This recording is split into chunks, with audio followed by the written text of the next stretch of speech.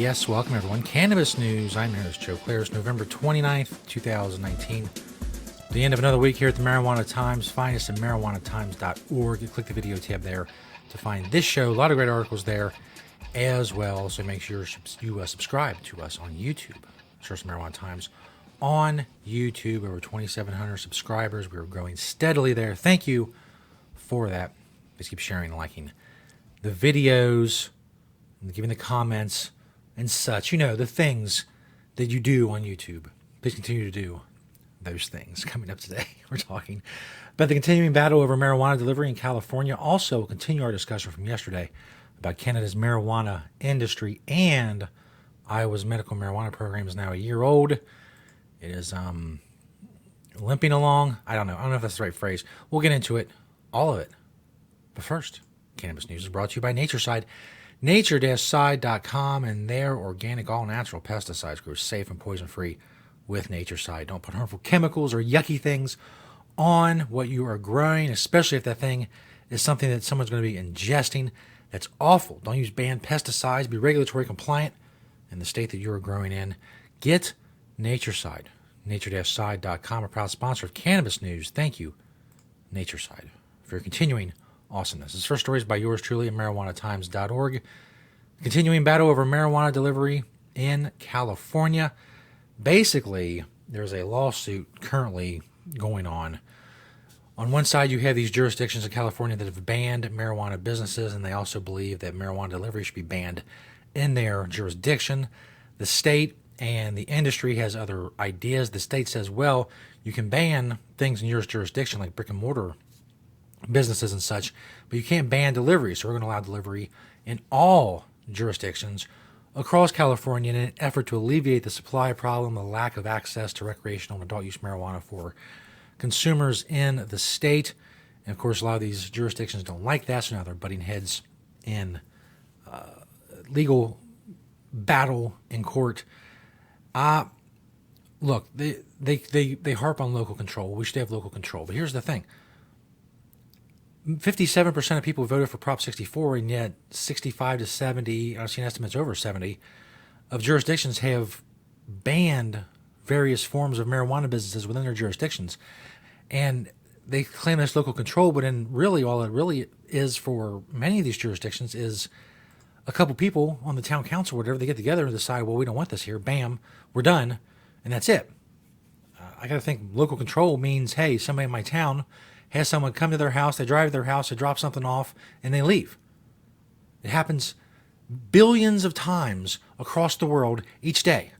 Someone drives to a house, they drop something off, they leave. How many times does it happen in the United States alone? Anyway, this notion that somehow they have to have regulation over someone driving through their town. I mean, at what point do we say, hey, that's enough? That's enough. You don't have to control everything. You don't have to control everything. Okay, you don't want a big marijuana shop built on your land in your jurisdiction. Okay, let's have someone drive in, drop it off, and leave. No, that's not good either.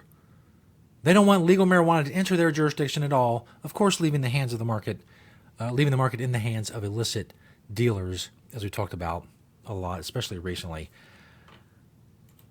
And the problem is, with the lack of supply, prices stay high in California, and the legal industry is struggling. It's struggling all over the United States. It's struggling in Canada. It's struggling because of the government. The government is screwing it up. Whether it's local, state, federal, whatever. I wrote an article today. It'll be published tomorrow, where I said people in government are basically just a lot of mediocre individuals getting together and deciding for strangers things they have no business deciding. That's the bulk of what they do. And I know you have an aunt that works at the IRS or whatever. I don't care. You know better than I do. Most of the government is mediocre people getting together or on their own deciding things they have no business deciding on behalf of strangers. We'll get into that more when we talk about this Iowa thing, about a big red flag when it comes to someone. When they claim they want to help you for your own good or whatnot. Canada. We're going back up north for this next one. Canada's marijuana industry just broke this 6-month streak. I talked about this yesterday. Huge growth is expected to be on full display in Canada in 2019, having become the first country to legalize recreational cannabis in the modern era. Our neighbor to the north is providing a blueprint that other countries might be able to follow. However, Canada's first year of marijuana sales did not go as planned. That's something we've talked about quite a bit here on the show. Every month, often on the 22nd, Statistics Canada releases monthly retail sales data for a variety of industries in the country, including licensed cannabis stores.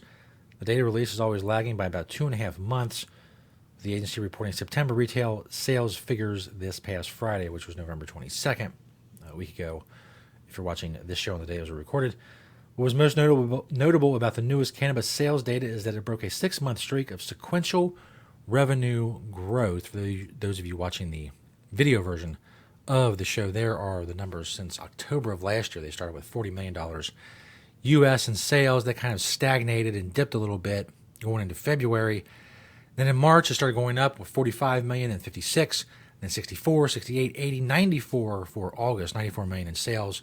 That dipped down back to $92.5 million in September for sales. So the 6-month streak of sales going up has stopped, indicating that the Canadian market seems to have hit another plateau when it comes to supply. As we talked about yesterday, they've had some problems on the one hand with not having enough dispensaries for consumers, so they don't have enough places to buy it, and now growers are having a problem because they have all this marijuana and nowhere to send it to get it sold, or no one to sell it to so they can then sell it to customers. So on both ends, the lack of dispensaries and retail stores in Canada is becoming a huge problem, and it's creating a bottleneck, and it's hampering the industry in Canada. And it seems like an easy fix for two big problems. Growers have too much marijuana. Customers don't have enough places to go and buy marijuana. You solve both problems by allowing more places to sell marijuana, especially in a place like Ontario, which has very few places. If they had a few hundred retail stores in Ontario, they would alleviate most of the problem. But no. The problem is easy to see. The fix is easy to ascertain. And yet, I keep talking about it because stories keep coming up the wire, and that's what I talk about. So I have no choice. My hands are tied. What can I do? This last story is from Des Moines Register.com. Iowa marks the first year of medical marijuana sales with looming questions about its future. This is a long story, and most of it, the bulk of, if you took out their listing of how many things Iowa state government controls over the medical marijuana program, how many restrictions and such there are, that's the bulk of the article. That's a long article. They control almost every aspect. They have it just under just a strict lock and key, nuclear waste, Delta Code 4, red, whatever. It's like it's this awful thing that nobody can touch. And that they have to have so many restrictions, regulations, and contingency plans. And it's ridiculous. It's weed. I'm sorry. It's weed. It's not that big a deal. It's really not. I shouldn't be here talking about it. It's just not a big deal. If someone in Iowa wants to go to a store and buy some marijuana and alleviate one of their symptoms, it's not a big deal. And it's nobody's business. Nobody's. It's the business of the store and at the point where they sell it, because it's literally their business, but then the person leaves and they have it and they go home and use it, and it's nobody's business. Why is this such a hard concept? But in Iowa, oh no. Now, things look promising, according to the Des Moines Register. Expanding list of qualifying medical conditions under the program, 300 to 450 patients, new patients each month, and more than $2 million in sale. But officials from MedPharm Iowa, the leading medical marijuana manufacturer in the state, have warned the restrictions on the program will stagnate it. The company has lobbied Iowa lawmakers to increase the potency of available products, arguing that people with medical ailments need more relief. A bill that would have upped potency was rejected by the governor last spring, raising expectations that the debate will return in the 2020 legislative session. See, they're debating over how much THC is allowed to be in the marijuana. Who cares? Slap the number on the bottle and sell it. Let these people get some relief. Christ! It is just this notion that you got 12 people to vote for you, and now you decide things for everybody. When did that happen? Is that democracy? Is that the republic? A couple of people got together and decided, hey, this is what we're doing. Or in a lot of cases, one person, like the governor of Iowa, one person decides, no, this is how we're doing things. I don't know. Let me find this one. Here we go. Iowa's Medical Cannabidiol Board. A state panel of physicians and law enforcement personnel that makes recommendations about the scope of the program has acted cautiously on expanding it. Board members say their approach is appropriate given the limited research about the medical benefits of marijuana and other related compounds. Their concern is the patient. Listen to this. This sentence is the whole thing. Their concern is the patient, Board Chairman Mike McKelvey said of his physician colleagues. They're trying to be careful. Their concern is the patient. So what they're doing is saying the patient, you have a choice of using marijuana? No. I'm going to take that choice from you, and I'm going to exercise that choice on your behalf for your own good, because I'm concerned about you. To show my concern, I'm going to take away your choice, and I'm going to make the choice. Someone you don't know, a physician on a board somewhere.